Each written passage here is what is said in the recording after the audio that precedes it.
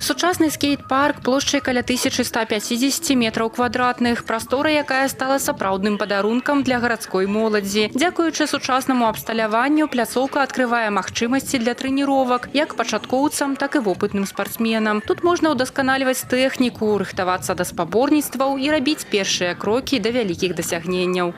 Новая пляцоўка на вуліцы Каменшчыкава адразу стала папулярным месцам сярод моладзі. У дзень адкрыцця парк запоўніўся экстрэмаламі і гледачамі. Адны адточвалі трукі, другія атрымлівалі асалоду ад атмасферы. Это самый крупный в Беларуси деревянный скейт-парк. Сделали отлично, качество хорошее. Этой площадки действительно нам не хватало все это время в городе. У нас есть небольшие скейт-парки, но это действительно большой объект. Впечатления отличные, то, что появляются новые возможности, площадки для ребят, для их развития, то, чтобы ребята могли заниматься всякими видами спорта. У них были все условия для этого. Пляцоўка падзелена на дзве часткі: стрыт-зону з элементамі гарадскога рэльефу і паркавую з вялікімі рампамі. У дзень адкрыцця скейт-парку побач высадзілі клёны і ліпы, каб падкрэсліць гармонію спорту і прыроды.